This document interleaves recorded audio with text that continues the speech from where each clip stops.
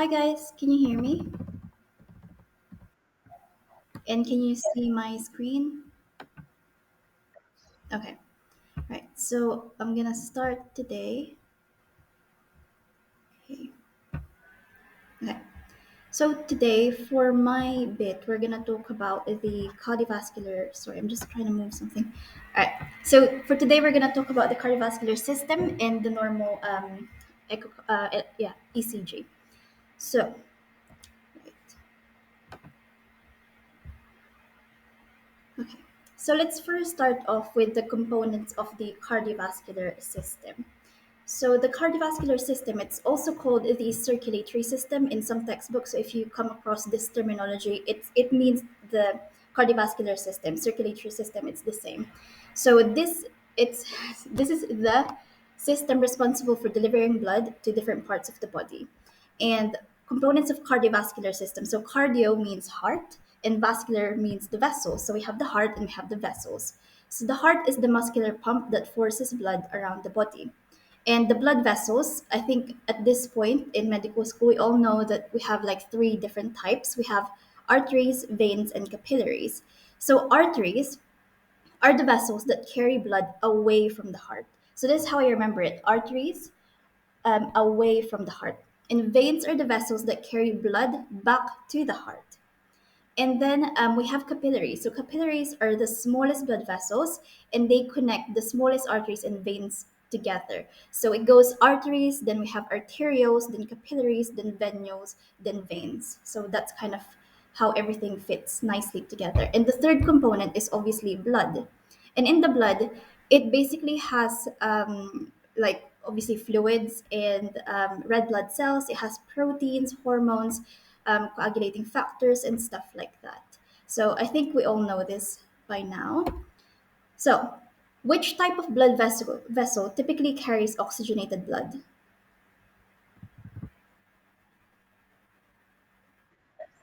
Arteries. Yes. Which type of blood, sorry, this should be blood vessel, typically carries deoxygenated blood? The veins. Now, can you tell me which vein in the body carries oxygenated blood? The pulmonary vein, yes. And which artery in the body carries deoxygenated blood? The pulmonary artery. Okay. So, what is the definition of an artery?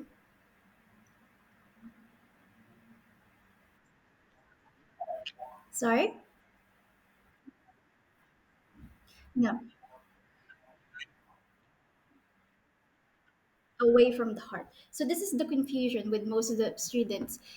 Artery, sometimes people define it as the what it's containing because we know that for the most part it contains oxygenated blood, but that's not the standard definition. An artery is a vessel that takes blood away from the heart. Okay, so think about the direction of blood flow instead of the actual content of the blood vessel. That is the definition of the blood vessel. So artery is any blood vessel that carries blood away from the heart, and a vein is any vessel that carries blood back to the heart. Regardless of whether it contains deoxygenated or oxygenated, it doesn't really matter. Okay, it's the direction of flow instead of the actual contents. Can you tell me what are the function of capillaries? Just name a few.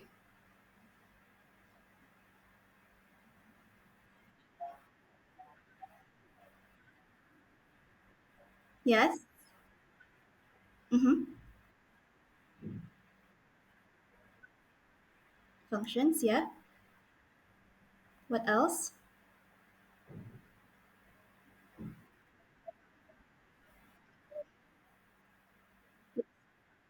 Perfect. So oxygen and nutrients, you said. How about taking something away from the tissues? Waste products, yes, of metabolism. Um, capillaries also, um, they're the site for any exchange of material. So to and from the tissues. This exchange happens in the capillaries. So nutrients and oxygen towards the tissues, and waste products away from the tissues. So towards back to the blood vessels. Okay. So, function of the cardiovascular system. Can you just, because I know you guys know this, can you just name a couple? Why do we have a cardiovascular system? What is the function of this?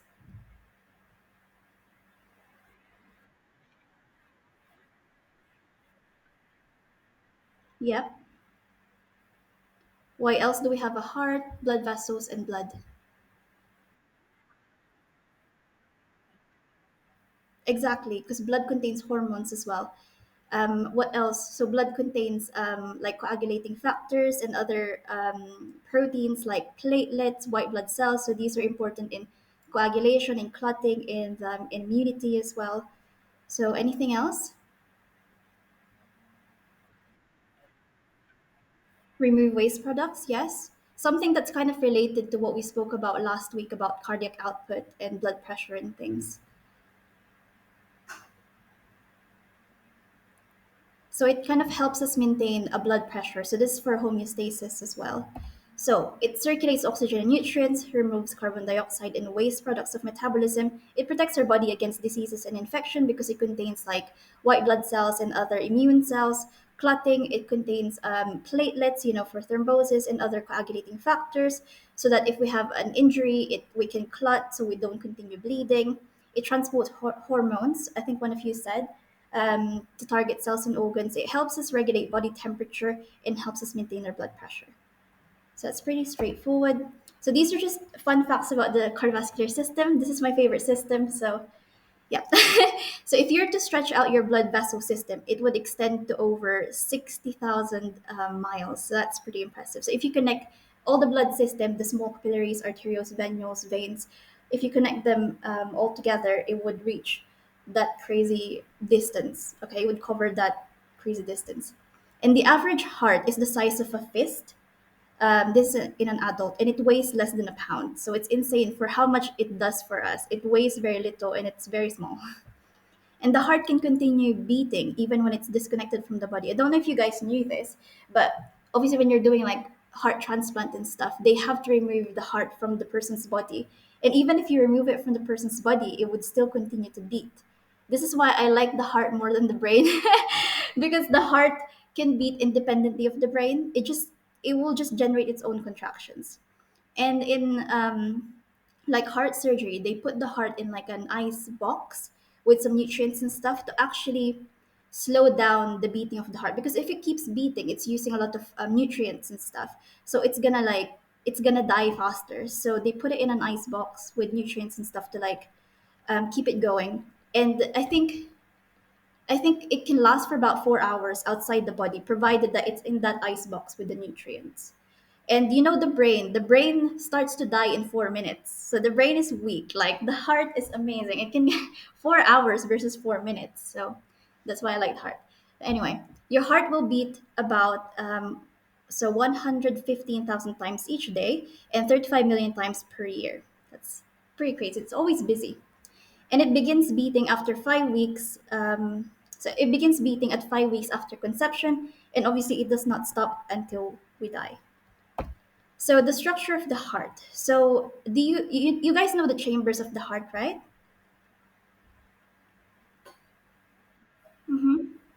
So um, the we have atria and the ventricles, and we have one of each in like each side.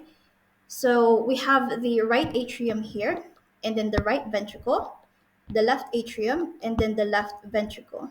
We also have these valves. Can you guys tell me what this valve is between the left atrium? Sorry, mitral valve. What is this valve right here between the right atrium and the right ventricle? Tricuspid. What is this valve here between the right ventricle and the pulmonary artery? Sorry, the what valve? Yeah, the pulmonary valve or the pulmonic valve. Okay, so the pulmonary valve or the pulmonic valve is the valve between the right ventricle and the pulmonary artery. How about this one here between the aortic? Okay, I hope that's clear. So the atrioventricular valve or the mitral valve and the tricuspid valve. Atrioventricular means between the atria and the ventricles. And the semilunar valves are the pulmonic or pulmonary valve and the aortic valve. The semilunar just pertains to the shape of the valves. Okay, so we also have the septum, which is just this thing between the left and right chambers. It's called the interventricular septum. And we also have the coronary arteries and veins, which are not shown in this picture, but they are there. It's the coronary circulation. So this is the structure of the heart. Okay. So also we have two blood circulation systems. I'm sure you're aware of the systemic and the pulmonary circulation, right? Yeah. So the systemic circulation just transports blood from the heart to literally every single tissue in the body. And the pulmonary circulation is the transport of blood between the heart and the lungs. Right. So I have a question for you. How about the coronary circulation? Is it part of the systemic circulation or the pulmonary circulation?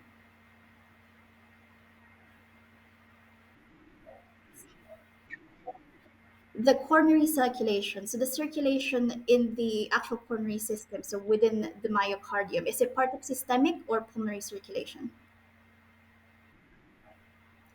Systemic, perfect. Pulmonary is literally just between the heart and the lungs, nothing else. And systemic includes the circulation within the heart itself, okay? So, blood flow, just a quick review about the blood flow. I'm sure you guys know this as well. So, blood, we're gonna say, okay, deoxygenated blood comes from like the tissues in the body, and then it enters via the inferior and the superior vena cava into the right atrium. Okay, and then from the right atrium, it goes through this valve here. What is it called again? This valve, tricuspid, tricuspid valve, because we're on the right side of the heart. So once it goes through the tricuspid valve, the blood is in the right ventricle. And from the right ventricle, it goes through this valve here. What is this valve here? The pulmonic valve. And then it goes to the pulmonary artery into the lungs. So the lungs are here. Okay. And then after it gets oxygenated in the lungs, it comes back via the pulmonary vein. And then in the pulmonary vein, it enters the left atrium, and then it goes through this valve here, which is the mitral valve. And then from the left ventricle, it goes through the aortic valve and into the aorta and out towards the whole body. Okay, so again, it goes from the superior inferior vena cava to the right atrium, and then it goes to the tricuspid valve, then the right ventricle, then the pulmonic valve, and then into the lungs where it gets oxygenated. It comes back via the pulmonary veins to the left atrium, down to the mitral valves, and then the left ventricle, and then out towards the aortic valve, and then the aorta towards the whole body. Okay? Just shout if you guys have any questions. And then the cardiac cycle. What is the duration of the cardiac cycle again? We said this last week.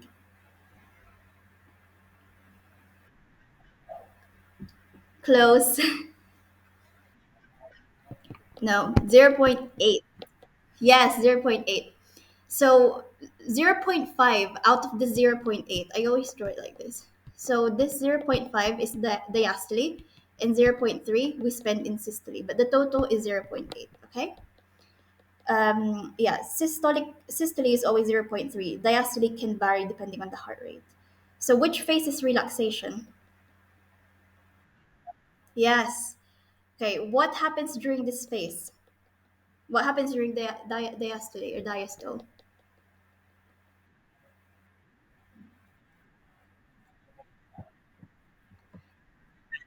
Yes. So what then happens if it relaxes?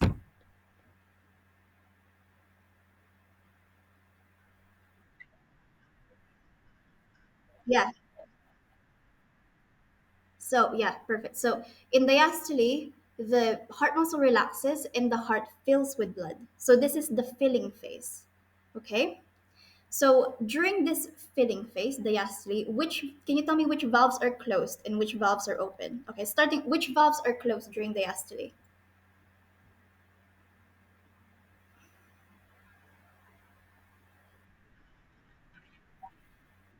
Sorry?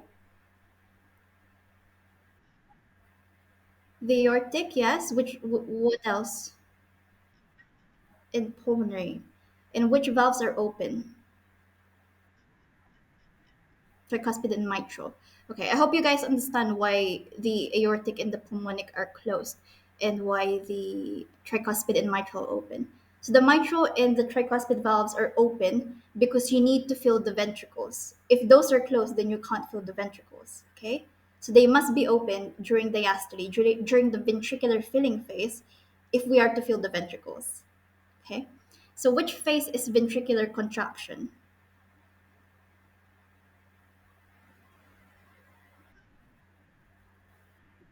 Yes, yes. What happens during this phase? The heart contracts. Yes. Okay, so systole is contraction. The heart contracts. We push blood outside of the heart. Okay. So which valves are closed during systole?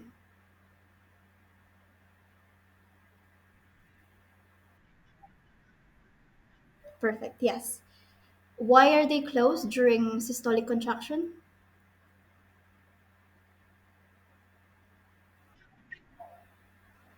Sorry. Yes, it's to prevent backflow of the blood to where?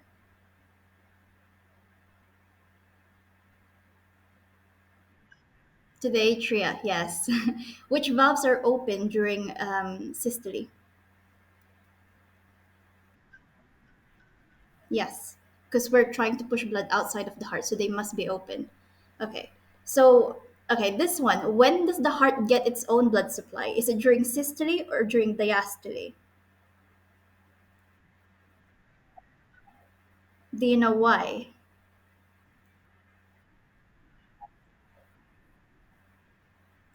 Yes, it's related to that. You guys are correct. So the heart, funnily enough, during systole is when the rest of the body gets blood supply because that's when we're pushing blood to the rest of the body.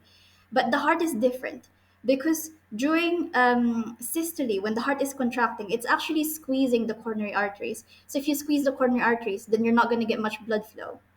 So the heart gets its own blood supply during diastole, during that relaxation phase when you're not squeezing those arteries, you're just letting them fill. And then the process of that exchange in nutrients and gases and waste products happen for the heart, for the myocardium specifically during diastole. Okay, so that's just an interesting fact. Okay, so moving on to so today we're just going to talk about the normal ECG. This can get long, but I'm going to try simplify it. Have you guys seen an ECG before? Has this been taught to you guys before? Okay, so you guys are experts then. Okay, so I don't have to try so hard. Okay, so the most common one is the 12 lead ECG. So now I'm gonna tell you this is lead 2. So the leads are just different like ways of view. Sorry, it's lead 2, guys.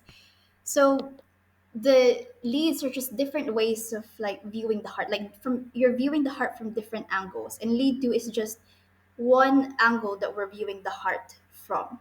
So this is lead 2. We use lead 2 because it's the most common one to use because it follows the general like direction of impulses. Okay, I don't want to confuse you too much, but I'm gonna say this is lead 2. So do you know what this axis, it's this y-axis and this is the x-axis. So what are we actually plotting on this graph? Do you know what the y-axis is?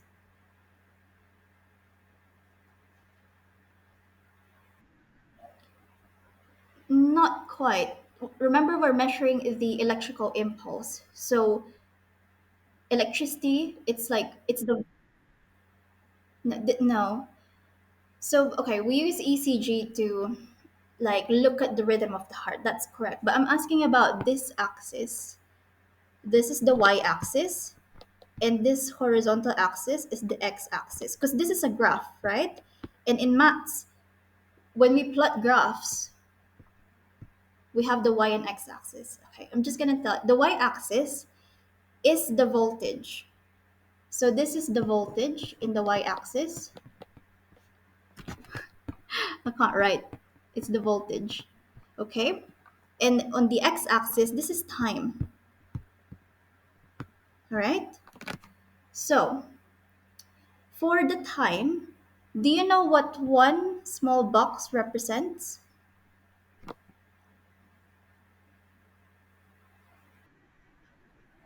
0 point? No. Okay. So yeah, this is in an ECG paper. This is 1 meter square. It is, but I'm asking, do you know in terms of the y-axis, the x-axis or the horizontal axis, it's measuring time. So how long is one small square? Like what is the time associated with that one small square?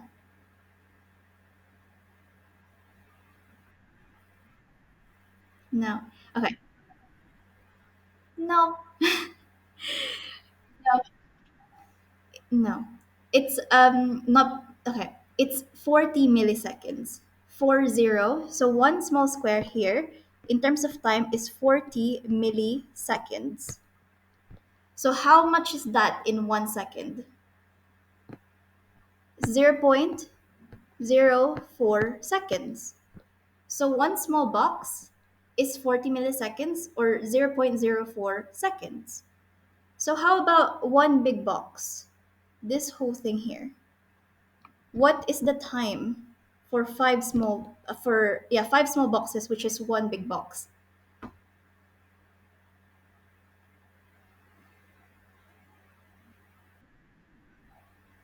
0.2 what? Seconds. So here, because we have 5, we just multiply this by 5. So we're gonna get 200 milliseconds or zero point 0.2 seconds. Is that clear so far? Yeah? And then the y-axis is voltage. What is the unit for voltage, guys?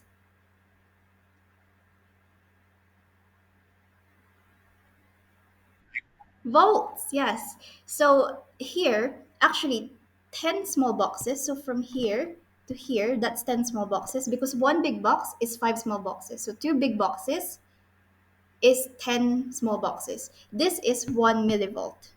10 small boxes. So 10 small boxes equals 1 millivolt.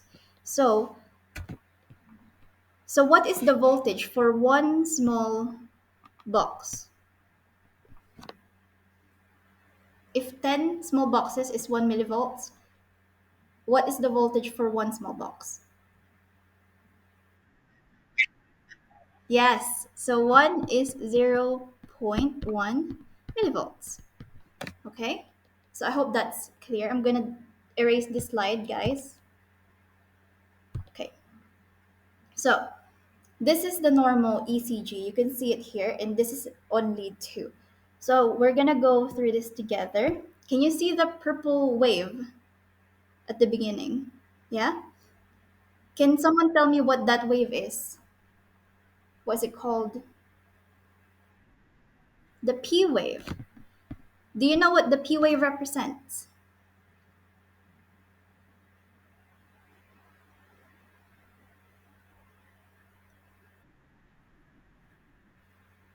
Which contraction? No, atrial. Okay. So what generates yeah, atrial depolarization or contraction. So when we depolarize a chamber, it contracts. Okay? So P wave is atrial depolarization. So on this diagram here on the left-hand side, this red thing here is the sinoatrial node, which we talked about last week, and this generates um, the impulse. Okay? So the sinoatrial node sends impulses to the atria and depolarizes the atria. Okay, and that depolarization in the atria generates this P wave. So that's the first wave that we see in the ECG. The P wave is atrial depolarization. Is that clear so far? Yes? Yeah? How about this line here? The straight line after the P wave. What does that represent? Do you know? No. QRS is a wave. No, it's not a particular wave. It's just called an isoelectric line. So this line simply represents a delay between atrial depolarization and the next wave, which is the QRS, which is the ventricular depolarization. So the atria depolarizes. Okay, we generate a P wave when it depolarizes the atria, and then we encounter like um, no electrical impulse being generated anywhere. There's a delay. That's why we see that iso line. If it's an iso line, it means there's no electrical impulses moving anywhere. So why do we have this delay? So we have this delay between atrial depolarization and ventricular depolarization to allow the atria, to fully contract before the ventricles contract. Because if the atria contracts, then the ventricles, then the atria is not really emptying all of its contents to the ventricles. Do you get that? It's basically a time where we're allowing the atria to fully contract, to fully empty its blood contents into the ventricles before the ventricles start contracting. So that's all that is. Okay? And then the next one. Can you tell me what the next wave is that follows the P wave?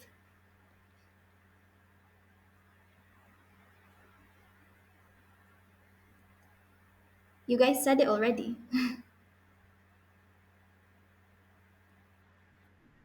Yes. So this is the Q R S wave. So now you can see that the amplitude, like the height of this wave, is much larger than the P wave. Because do you know what this QRS wave represents?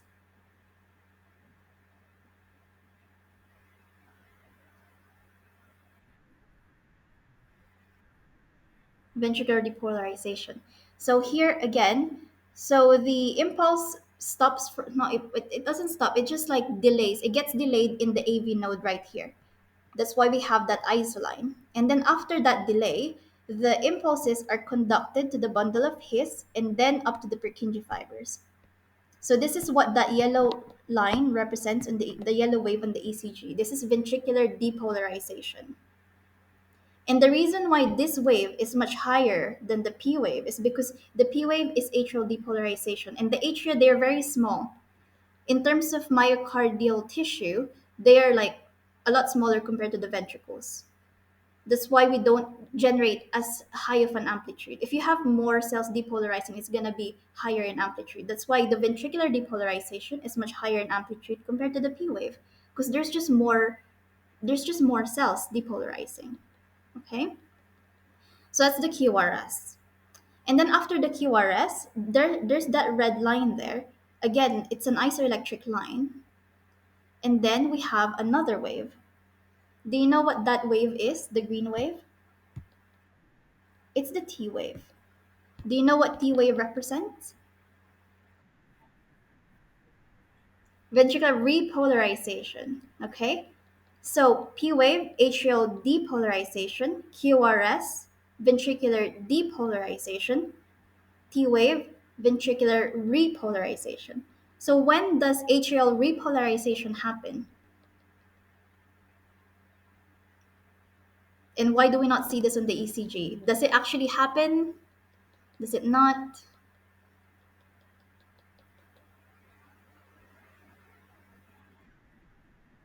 Where is atrial repolarization?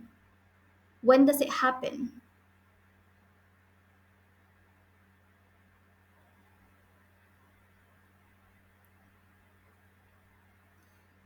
So, every time we depolarize something, it needs to repolarize so it can generate another contraction. So, P wave is atrial depolarization. And actually, the atrial